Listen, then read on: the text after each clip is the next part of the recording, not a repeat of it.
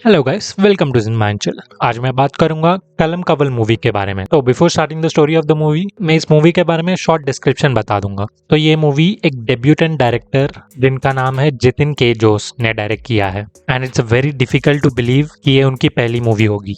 And इस movie के main actors है ममूटी एंड विनायकन। नाउ इस मूवी के बारे में मैं एक सेंटेंस में बताऊं तो ये मूवी मुझे अच्छी लगी। तो अगर आपने इस मूवी को नहीं देखा है तो definitely give it a chance अगर ये मूवी आपके नियरेस्ट थिएटर में लगी हो तो let's start with the story of the movie. हमको मूवी के स्टार्टिंग में एक टेप रिकॉर्डर दिखाया जाता है एंड ये टेप रिकॉर्डर अपने मेन कैरेक्टर का होता है विच इज ममूटी। हमको दिखाते हैं कि ममूटी की एक फैमिली होती है जिसमें उनकी वाइफ और 2 बच्चे होते हैं। स्टार्टिंग में हमको दिखाते हैं कि पूरा परिवार टीवी देख रहा होता है एंड टीवी देखते देखते ममूटी के कैरेक्टर को एक कॉल आता है। यहाँ पे ममूटी के कैरेक्टर का नाम स्टैनली दास होता है, तो मैं ममूटी को अब से स्टैनली ही बुलाऊंगा। फोन में कुछ देर बात करने के बाद वो अपने बीवी को बोलता है कि अभी मुझे बाहर काम है एंड शायद मैं पूरी रात बाहर रहूंगा। ये बोल के स्टैनली वहां से चला जाता है। नेक्स्ट फ्रेम में हम ये देख रहे होते हैं कि स्टैनली अपना कार ड्राइव कर रहा होता है एंड उसके बगल में एक औरत बैठी होती है and let me tell you, वो औरत उसकी बीवी नहीं होती बल्कि वो औरत कोई और होती है। एंड उन दोनों के बात देखकर हमें ये समझ में आता है कि स्टैनली और वो औरत लवर्स हैं एंड यहाँ पे स्टैनली एक्स्ट्रा मैरिटल अफेयर में है। नेक्स्ट ये दोनों एक लॉज पे जाते हैं and you know to do what. Lodge में अपना काम करने के बाद स्टैनली एंड वो औरत बात करते हैं and at the same time news play हो रहा होता है। न्यूज़ में एक न्यूज़ आता है कि एक बंदे ने अपने खुद के भाई को ख़त्म कर दिया। तो वो औरत स्टैनली को पूछती है कि इस ज़माने में लोग ऐसा कैसे कर सकते, अपने खुद के भाई को ख़त्म करना। तो यहाँ पे स्टैनली बोलता है कि ये ख़त्म करना कुछ लोगों के लिए हैबिट हो सकता है एंड यहाँ पे स्टैनली बातों बातों में ये बोलता है कि अगर मैं चाहूँ तो तुमको भी ख़त्म कर सकता हूँ। नो ये सुन के उसके बाजू वाली औरत she doesn't take it seriously. उसको लगता है स्टैनली यहाँ पे मजाक कर रहा है। स्टैनली यहाँ पे बोलता है तुम मेरे लिए यहाँ पे प्रॉब्लम हो सकती हो, तो क्यों ना मैं तुम्हें ख़त्म करके अपने वाइफ के साथ अच्छी ज़िंदगी जीऊँ जहाँ पे you won't be creating any troubles for me. And ये सब बातें मजाक में ही चल रहे होते हैं बाय द वे। तो वो औरत बोलती है इतनी सारी चीज़ें करने की ज़रूरत नहीं है, अगर तुम खुद बोलोगे तो मैं तुम्हारे और तुम्हारी वाइफ के बीच से हट जाऊंगी, you can live happily. Then ऐसा ही कुछ देर मजाक चल रहा होता है। तो यहाँ पे स्टैनली बोलता है तुम्हें पता है मैं तुम्हें कैसे ख़त्म करूंगा। तो वो औरत बोल रही होती है हाँ दिखाओ। एंड स्टिल उस औरत को यहाँ पे इस सिचुएशन का सीरियसनेस समझ में नहीं आया। देन स्टैनली मजाक मजाक में उसका दुपट्टा लेता है, उसके गर्दन पे लगाता है एंड दबा देता है। तो या this is the setup, this is the introduction scene of the movie. And हमको पता चलता है कि ममूटी का कैरेक्टर स्टैनली एक साइकोपाथ है, एक सीरियल किलर है। एंड बाय द वे अगर आपको नहीं पता तो this movie is based on true story. अगर आप वेब पे जाके साइनाइड मोहन सर्च करोगे तो आपको सिमिलर डिटेल्स मिलेंगे। And this movie is close to 50 to 60% inspired by that incident. After the introduction हमको विनायकन का कैरेक्टर दिखाते हैं। मुझे विनायकन के कैरेक्टर का नाम तो याद नहीं आ रहा। मूवी में विनायकन का कैरेक्टर का नाम नथ होता है एंड हमको मूवी में ये नाम उनके कोलीग्स ने क्यों रखा ये भी एक्सप्लेन करते हैं। बाय द वे नथ यहाँ पे होता है all, I mean all, night all होता है ना, वही। हिंदी में क्या बोलते हैं मुझे याद नहीं आ रहा। नो विनायकन को हमें एक केस लेता देखते हैं एंड ये केस केरला तमिलनाडु बॉर्डर के आसपास होता है। एंड ये केस ये है कि एक जगह कम्युनल राइट्स होते हैं, तो विनायकन का कैरेक्टर उसको इन्वेस्टिगेट करने आता है। एंड नाउ यहाँ से एक्चुअल मूवी स्टार्ट होती है। बाय द वे ये मूवी कुछ चैप्टर्स में डिवाइडेड है, I think total 8। And title of the chapters बहुत मज़ेदार थे जहाँ तक मुझे याद है। तो विनायकन इस केस को इन्वेस्टिगेट करता है एंड उसको पता चलता है कि एक लड़की गायब है एंड गाँव वाले सब ये सोचते हैं कि किसी मुस्लिम बंदे के साथ वो एलोप हो गई, यानी कि भाग गई। तो विनायकन उसको इन्वेस्टिगेट करने जाता है एंड इन्वेस्टिगेशन में ये पता चलता है थ्रू कॉल रिकॉर्ड्स उस लड़की को एक नंबर से रिपीटेड कॉल आ रहे थे एंड जो रूमर्स थे कि वो लड़की एक मुस्लिम बंदे के साथ भाग गई, दे वर नॉट ट्रू। जैसे मैंने बोला उस लड़की को एक नंबर से रिपीटेड कॉल्स आ रहे थे एंड उस नंबर का ओनर सर्च करने पे एक बंदे का नाम आता है एंड वो बंदा तमिलनाडु से होता है। तो यहाँ पे विनायकन का कैरेक्टर उसको इन्वेस्टिगेट करने जाता है तमिलनाडु में एंड वहाँ पे जाने के बाद उससे बात करने के बाद, उस बंदे से बात करने के बाद ये पता चलता है that number was used by her cousin. I mean वो उस नंबर का ओनर नहीं होता, बस उसने सिम लिया था उसके नाम पे and he gave it to his cousin, जो कि अगेन एक लड़की होती है। And guess what, she is also missing. Now उस लड़की के कॉल रिकॉर्ड्स देखते हैं। यहाँ पे मैं दूसरी लड़की के बारे में बात कर रहा हूँ। उसको भी एक नंबर से रिपीटेड कॉल आ रहे होते हैं and that number was from Kerala. जब उस थर्ड लड़की को इन्वेस्टिगेट करने जाते हैं तो अगेन हमको पता चलता है कि वो लड़की भी मिसिंग है। तो समझ में आ रहा है कि आप लोगों को अपना ममूटी का कैरेक्टर इन लड़कियों को अपने झांसे में फंसाता है, उनके साथ अपना काम निपटा कर उनको ख़त्म करता है। ख़त्म करने के बाद उनका खुद का सिम अपने नेक्स्ट टारगेट को फ़ोन करने के लिए यूज़ करता है। एंड उसका पैटर्न ये होता है कि वो एक बार केरला की लड़की को अपने झांसे में फंसाएगा, आफ्टर फिनिशिंग हर वो तमिलनाडु जाके तमिल लड़की को फंसाएगा। एंड ये काम स्टैनली रिपीटेडली कर रहा था। लड़कियों को मारने के लिए स्टैनली साइनाइड का उपयोग कर रहा था। एंड यहाँ पे साइनाइड मिलना बहुत ज़्यादा मुश्किल होता है। आई थिंक साइनाइड गोल्ड के इम्प्योरिटीज़ को हटाने में यूज़ होता है। एंड साइनाइड आपको ऐसे ही नहीं मिल जाता है, you must have some license. आपको शायद बताना पड़ता है कि आप एक गोल्ड ट्रेडर हो या सोने की दुकान है आपके पास, ऐसा कुछ, ज्वेलरी की दुकान ना, नहीं सोने की नहीं। तो ये इन्फॉर्मेशन जानने के बाद स्टैनली एक फेक लाइसेंस कुछ बनाता है and he get cyanide. And यहाँ पे स्टैनली का कैरेक्टर इस साइनाइड को बहुत क्लेवरली यूज़ करता है। तो जब भी स्टैनली एक लड़की को शिकार करता है, वो तो पहले उस लड़की को अपने झांसे में फंसाता है, देन उसको एक लॉज में लेके जाता है। वहाँ पे अपना काम करने के बाद वो बोलता है कि यार हमने जो भी किया अनप्रोटेक्टेड किया है, तो you should take the pills. तो स्टैनली का कैरेक्टर साइनाइड को आई पिल बता के उन लोगों को दे देता था एंड बोलता था कि you should use it after going into toilet. तो स्टैनली उन लोगों को पब्लिक टॉयलेट में ले जाता एंड वहाँ पे गोलियों को देता and after some time he just escapes from there. तो यार this was his pattern and ये स्टैनली का लड़कियों को मारने का तरीका था ना। यहाँ पे विनायकन इस केस को इन्वेस्टिगेट करते करते तमिलनाडु आता है एंड जो लड़की पहले गायब हुई थी ना, first victim in the starting of the movie, उस लड़की का बॉडी एक टॉयलेट में मिलता है and if I remember correctly उसी को ढूंढते हुए विनायकन तमिलनाडु आता है ना। अगर आप कोई दूसरे स्टेट आए हो तो वहाँ पे नेचुरली लोकल पुलिस की हेल्प चाहिए होती है।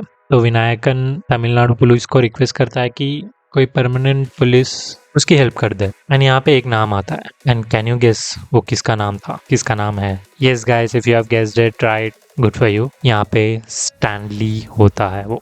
तो यहाँ पे हमको फाइनली स्टैनली का प्रोफेशन पता चलता है, वो एक पुलिस वाला होता है। एंड जो इंटरवल शॉट था जब स्टैनली को रिवील करते हैं, that was to good.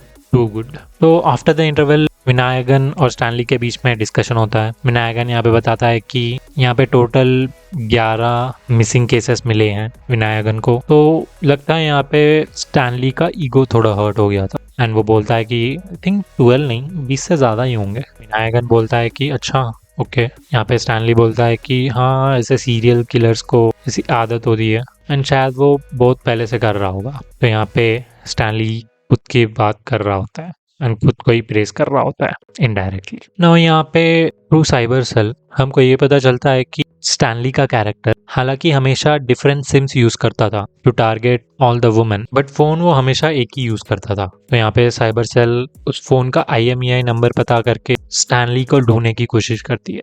Upon investigating the IMEI number, Vinayakan को ये पता चलता है कि ये फ़ोन कोई लोकल दुकान का है, आई मीन लोकल फ़ोन दुकान का, इलेक्ट्रॉनिक ओनर का है। एंड वहाँ उस शॉप पे जाने के बाद विनायकन को ये पता चलता है कि जो भी फ़ोन जो स्टैनली यूज़ कर रहा है for criminal activities, that was seized bye police, that was seized bye Tamil Nadu police. And Vinayakan जब तमिलनाडु पुलिस के पास जाके ये इस बारे में पूछता है तो उसके सामने 3 नाम आते हैं। एक तो स्टैनली का नाम आता है, देन एक दूसरे पुलिस ऑफिसर का नाम आता है एंड एक लेडी ऑफिसर का नाम आता है। नाउ इस फोन एंड IMEI ट्रैकिंग के बारे में स्टैनली को पता चल जाता है। तो वो उस फोन को स्विच ऑन करके जो दूसरा पुलिस ऑफिसर था ना, वो एक्चुअली स्टैनली का नेबर होता है एंड उसके घर पे जाके छिपा देता है। एंड बिकॉज वो फ़ोन स्विच ऑन हुआ था, साइबर सेल को उसका लोकेशन पता चल जाता है एंड वो उसी सोसाइटी में आते हैं जहाँ पे स्टैनली रहता है एंड वो एक घर पे जाते हैं जहाँ पे उनको फ़ोन मिलता है एंड वो घर वो दूसरे पुलिस ऑफिसर का होता है। तो सारा शक उस दूसरे पुलिस ऑफिसर पे चला जाता है एंड यहाँ पे हमको पता चलता है कि वो दूसरा पुलिस ऑफिसर अब्सकॉन्डिंग होता है, मतलब भाग जाता है। ये पुलिस को लगता था, but actual in reality Stanley ने उस दूसरे पुलिस ऑफिसर को मार दिया होता है। तो यहाँ पे आकर पुलिस ऑलमोस्ट डेड एंड पहुंच जाती है क्योंकि जिस बंदे पे पुलिस को शक था वो भाग चुका है। हालांकि they are trying to find him but वो मिल नहीं रहा होता है। एंड व्हाट वी नो कि that guy is dead and he was killed by Stanley. And वो दूसरा पुलिस वाला क्योंकि ये केस एक डेड एंड पे आ चुका था, विनायकन इस केस को छोड़ के दूसरे केस पे लग जाता है एंड देन अपना Stanley again starts to target new set of women and इन नई लड़कियों को मारने के लिए स्टैनली यहाँ पे नए तरीके अपनाता है। स्टैनली उन लड़कियों को या औरतों को एक पिन जैसा कुछ चुभाता है जिसके वजह से उन औरतों को कुछ देर के बाद हार्ट अटैक आता है। ये कुछ देर एक दिन हो सकता है या एक हफ्ता हो सकता है। And that's how he start to target new set of women. जब स्टैनली एक नई लड़की को फंसा रहा होता है, वो दोनों बाहर चिल कर रहे होते हैं, मतलब गाड़ी पे चिल कर रहे होते हैं। And after some time Stanley cigarette पीने के लिए बाहर चले जाता है। तो जो औरत थी जो उसके साथ थी वो कार में कुछ टाइम पास करने लगती है, डब्बे ओपन करना वगैरह वगैरह। And in one of the bonnets वो एक फ़ोन पाती है एंड उसको कुछ शक होता है, ज़्यादा गहरा नहीं, जस्ट नॉर्मल शक। तो उस फ़ोन को वो स्विच ऑन कर देती है। एंड इस फ़ोन को स्विच ऑन करने की वजह से साइबर सेल को एक नया लीड मिलता है। And by the way if I miss, जब तमिलनाडु पुलिस फ़ोन सीज कर रही थी उन लोगों ने बहुत सारे फ़ोन सीज किए।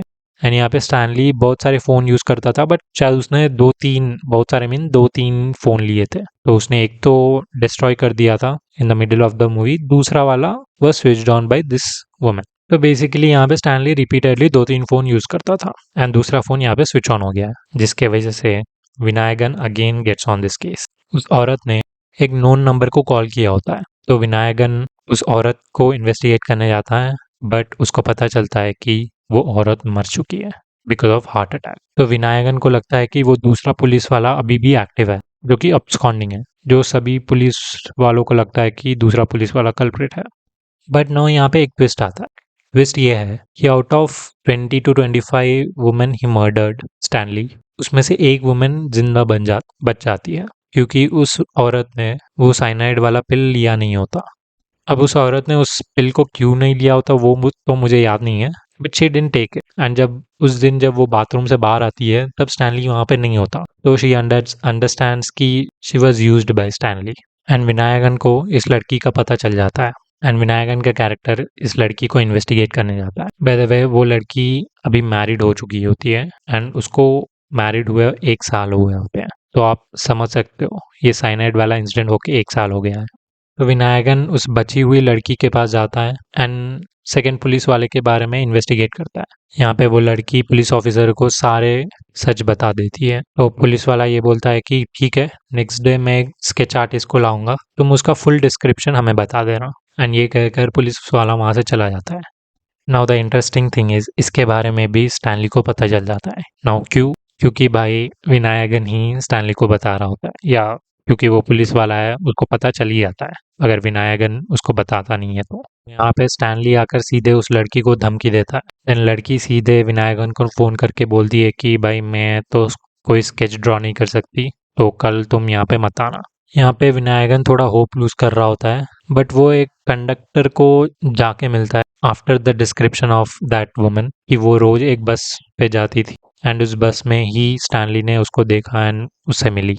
नाउ उस बस कंडक्टर के पास जाके विनायगन पूछता है एंड बस कंडक्टर बोलता है कि हाँ पहले एक ये लड़की आती तो थी एंड उसके साथ एक बंदा होता था। तो यहाँ पे विनायगन पूछता है उस कंडक्टर को कि क्या तुम उसका स्केच बना सकते हो। तो कंडक्टर बोलता है हाँ। तो कंडक्टर यहाँ पे स्केच बनवा देता है एंड विनायगन यहाँ पे शॉक्ड हो जाता है क्योंकि वो कोई और नहीं बल्कि स्टैनली होता है।